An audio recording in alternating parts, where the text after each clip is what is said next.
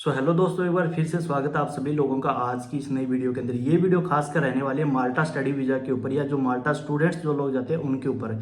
तो यहाँ पे जो एक कॉलेज है ग्लोबल कॉलेज माल्टा का, जो कि काफ़ी रेपुटेड कॉलेज है वैसे भी, और काफ़ी हाई लेवल का जैसे कॉलेज है, यूनिवर्सिटी के बाद में वो आता है टॉप लेवल कॉलेज के अंदर।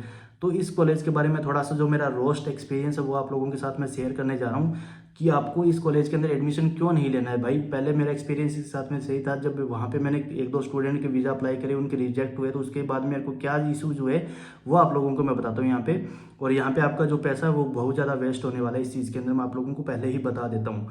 तो यहाँ पे क्या है कि पर्सनल मैं जो मेरा एक्सपीरियंस है वो सही शेयर करूँगा आपके साथ में। ऐसे नहीं है कि कहीं की बातें सुन के कर रहा हूँ, क्योंकि मैंने मेरे खुद के भाई का वीज़ा अप्लाई किया था ग्लोबल कॉलेज माल्टा में, और जो कि काफ़ी टाइम पहले किया था मैंने। उस टाइम पे क्या है कि बीच में डिले भी हो गया, तो कम से कम 9 महीने लगे थे वीज़ा के रिजल्ट में भी, फाइल सबमिट उन्होंने सारा कुछ होने में, उसके बाद भी वीज़ा रिजेक्ट हो गया था। जो कि मेरे हिसाब से कोई मेरे को वैलिड रीजन नहीं लगा था, क्योंकि जो भी चीज़ें थी A to Z प्रॉपर थी और सारा कुछ जेन्युइन था। इसके रिलेटेड मैंने पहले भी वीडियो डाली है, तो आज मैं ये स्पेशल ग्लोबल कॉलेज माल्टा के ऊपर डाल रहा हूँ कि यहाँ इस कॉलेज में एडमिशन क्यों नहीं लेना है। तो यहाँ पे इसलिए नहीं लेना है कि आपको मैं पहले ही क्लियर कर देता हूँ कि ये जो कॉलेज है ना, इसकी जो एक फीस होती है 525 यूरो, वो होती है एप्लीकेशन फीस, रजिस्ट्रेशन फीस और वीज़ा स्पोर्टिंग डॉक्यूमेंट की फीस यहाँ पे लगती है। जो कि आपको ये जो ऑफर लेटर देते हैं ना, उसके अंदर तो होता है कि भाई इसमें से एक फीस लगती है, बाकी आपकी रिफंड हो जाती है। तो जब जब वीज़ा रिजेक्ट हुआ, फिर मैंने इनको बोला कि भाई मेरी जो फीस वगैरह मैंने पे करी है वो आपको एडवांस जो मेरी रिफंड करो। तो जब रिफंड करी तो उसके अंदर भाई इन्होंने 525 यूरो कट करके भेजा। जब मैंने रिप्रेजेंटेटिव इनकी टीम से बात करी तो वो बोल रहे कि ये तो कट होगा सर, ये तो हमारे भी ये है वो, इस तरीके से करके उन्होंने ये कर दिया। तो भाई ये बिल्कुल ही घटिया बात थी इन लोगों की, ये एकदम मतलब कि सेंसलेस बात थी मेरे को, जो कि इनकी बिल्कुल भी सही नहीं लगी थी। और हालांकि ये चीज़ इनको रिटर्न करनी चाहिए, जब उन्होंने लिखा भी अगर वीज़ा नहीं आ रहा तो भाई एक खाली ऑफर लेटर देते हैं, उसके 175 यूरो किस नाम के लेते हैं ये बताओ। वीज़ा सपोर्टिंग डॉक्यूमेंट में क्या ही देते हैं कॉलेज, एक वही तो देता है सिर्फ। यहाँ पे ऑफर लेटर जो देता है उसके 175 यूरो मायने रखने वाली चीज़ होती है।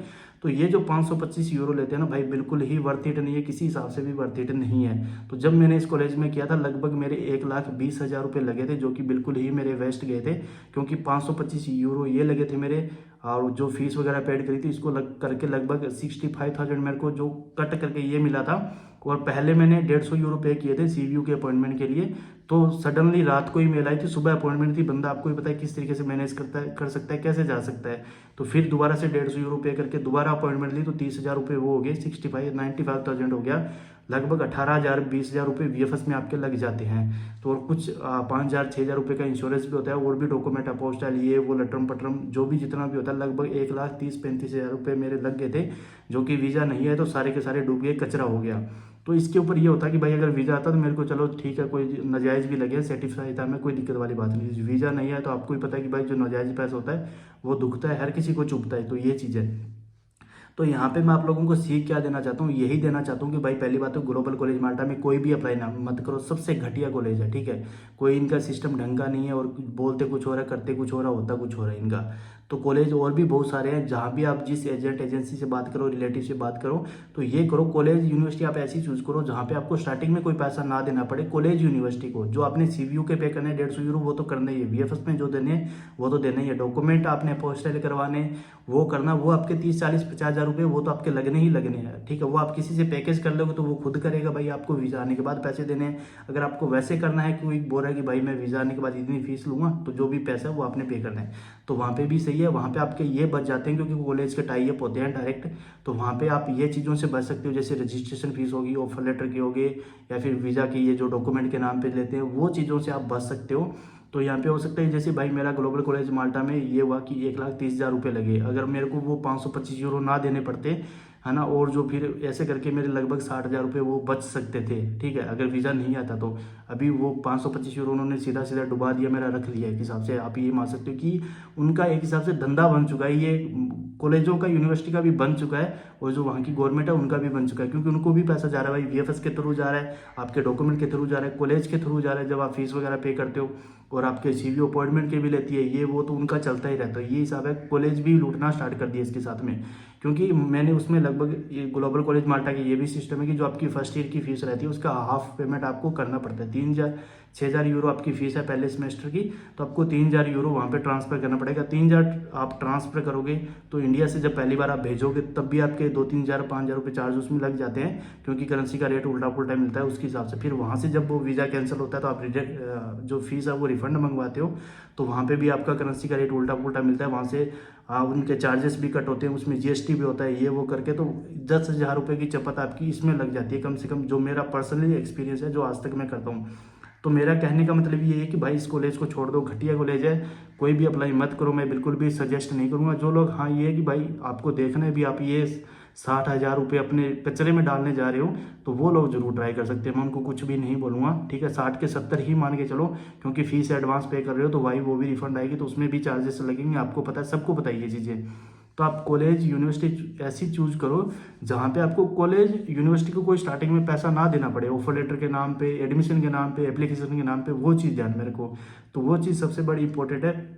इन केस वीज़ा नहीं आता है तो भी आप ये नहीं कि भाई आपके लाख रुपए वेस्ट हो, ठीक है, 50,000 रुपये वेस्ट हो रहे हैं, वो सबके होंगे, कोई दिक्कत नहीं। अगर आप किसी से पैकेज कर लेते हो तो वो सारी चीज़ें खुद मैनेज करता है, वो तो फिर उसके ऊपर है, तो उस केस में वो आपसे 1.5-2 लाख रुपये भी एक्स्ट्रा लेता है। वो तो सबको पता है कि भाई जो बंदा अपना इन्वेस्ट करेगा वो तो उस चीज़ का इंटरेस्ट लेगा या कैसे भी निकालेगा, वो तो सबको पता है। तो मेरे कहने का मतलब ये है कि ऐसा कॉलेज यूनिवर्सिटी चूज करो जहाँ पे आपको कॉलेज को कोई पेमेंट वगैरह ना करनी पड़े, ना तो आपको कोई फीस एडवांस डालनी पड़े, और ना ये ऑफर लेटर वगैरह के नाम पे आपको कोई चीज़ें पे करनी पड़े।